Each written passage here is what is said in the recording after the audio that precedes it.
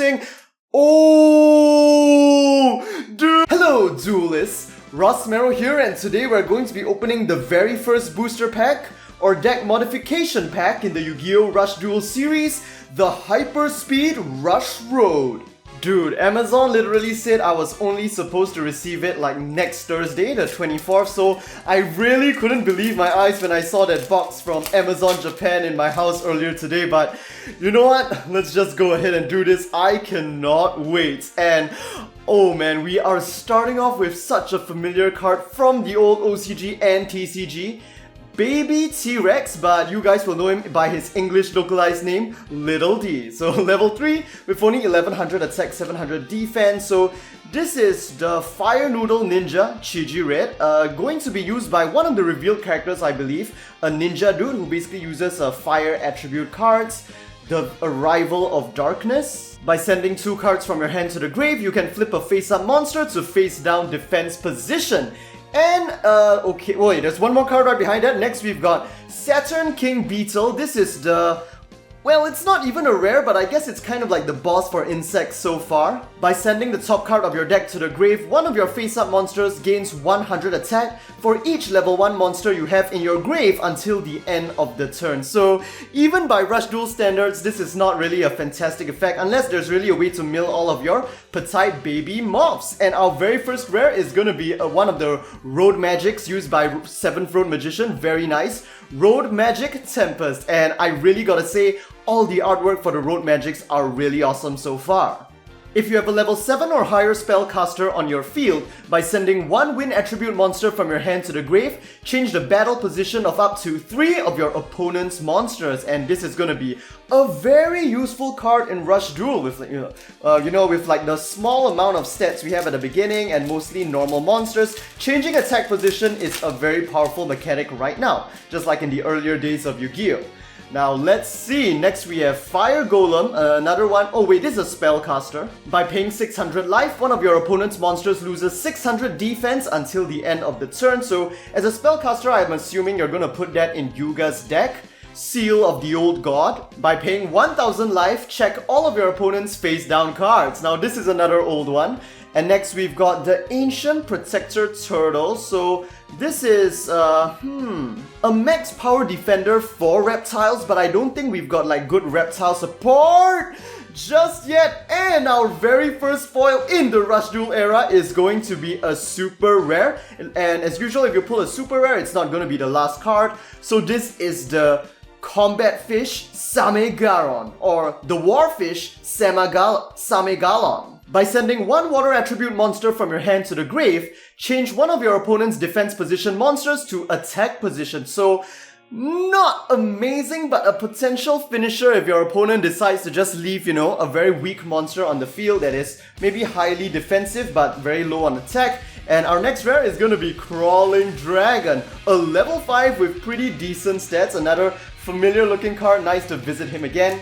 So based on the videos I've seen of some other Japanese Yu-Gi tubers opening this pack, it is not confirmed to get a Rush Rare, and it is even less confirmed to pull the Legend Blue Eyes White Dragon, but that is what we're going for today. Recovery Force. By returning 3 spellcasters from your grave to your deck, draw 1 card. Very nice support. For you got Silver Fang! Oh my god, I am so glad they decided to add some of like the original cards from original Yugi's deck into this set, because it just makes it so much better.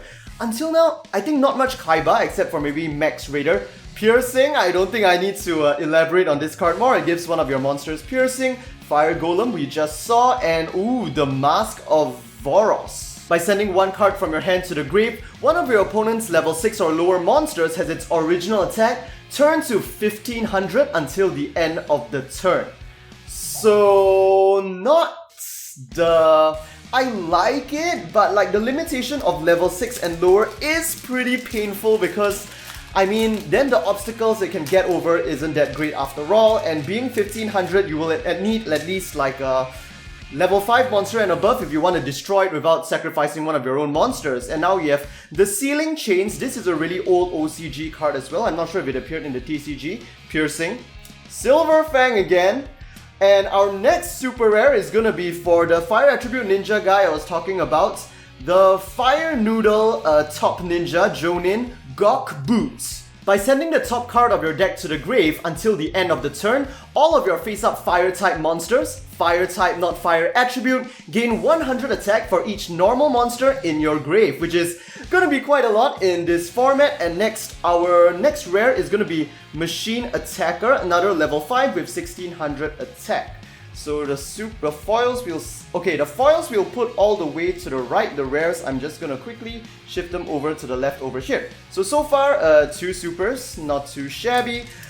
I don't want this to end with like just an ultra though, to be very honest. I'm hoping for... But you know, the problem with pulling a rush is that if you don't get blue eyes, you're basically getting a reprint of one of the ones you've already gotten from the starter deck. Sudden Gale. When your spell is destroyed by your opponent's effect, you can activate this card to destroy one spell or trap card on the field. So this is another familiar old looking card, Chiji Red, we've seen already. One side reverse. If your opponent has 2 or more face down monsters on the field, choose one of them and flip it to face up attack position. So pretty useful in the early days of Rush Duel. Next we have Holder of the Sacred Arms Hilt. You can choose one of your attack position warrior type monsters and have it gain 600 attack until the end of the turn. So pretty interesting support for warrior, although it's a spellcaster of itself. And next we have Invitation of the Earthbound Spirits. When your opponent declares an attack with a monster, you can activate this card to redirect the target of that attack. So basically, forcing your opponent to attack the monster on your field that you want, potentially making them self-destruct and maybe ending the duel right there.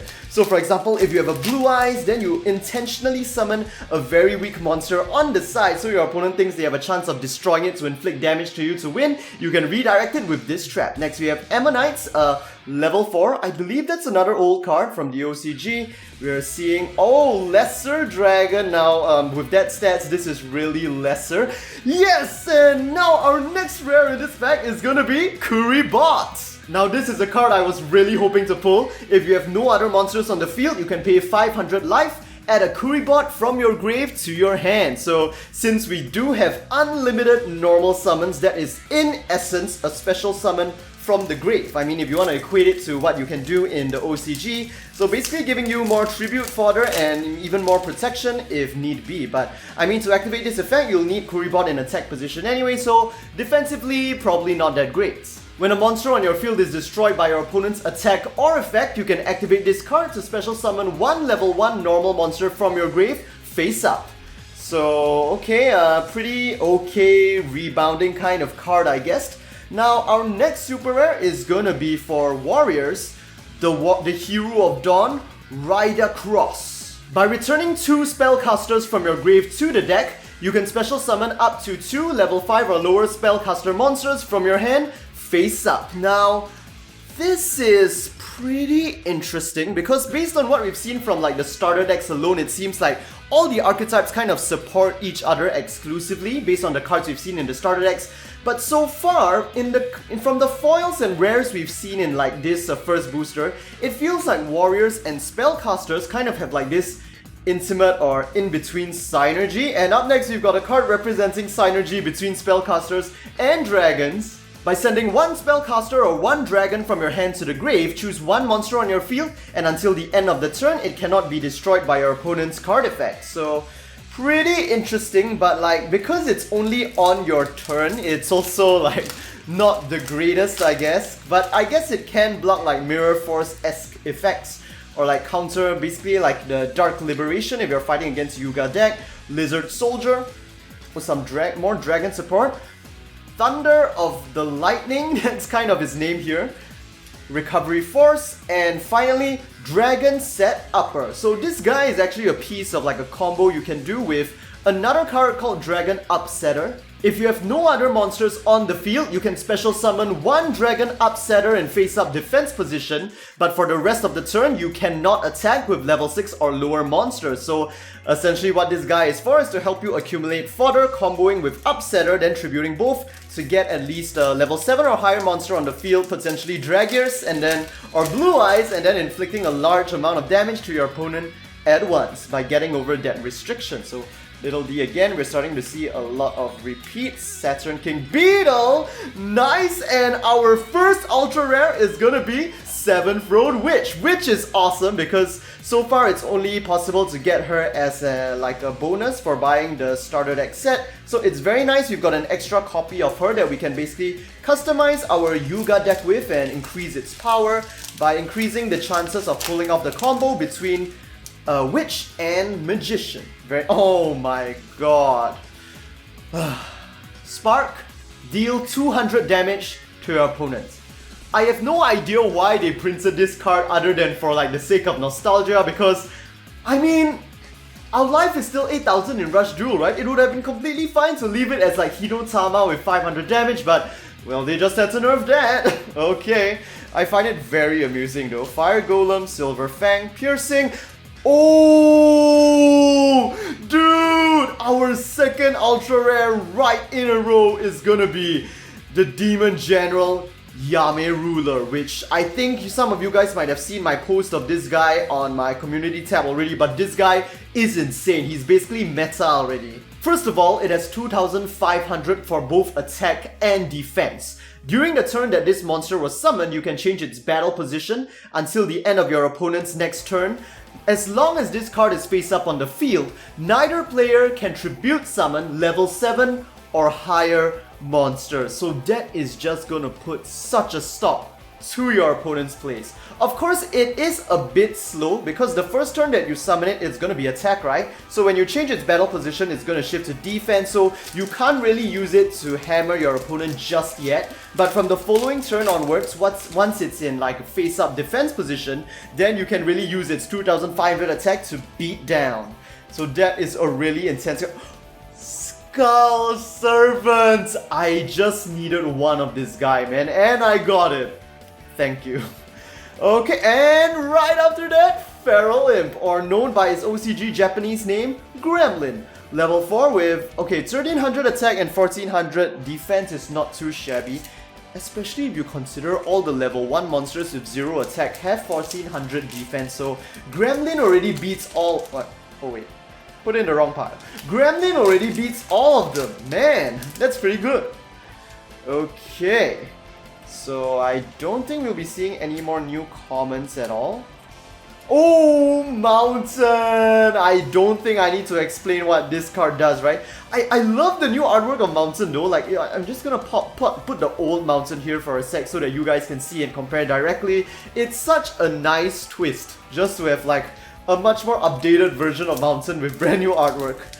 Nice. Okay, and it's the very first and only field spell in the game so far, I think, so pretty cool. Looking forward to seeing Umi in the Rush Duel format. 1-up, Ammo Knights, and Ramoon. So this is another pretty old card. 1700 defense is not too shabby, but with 1200 attack, you're probably not gonna use it for much. It's a spellcaster. Okay, we're only down with 2 packs left.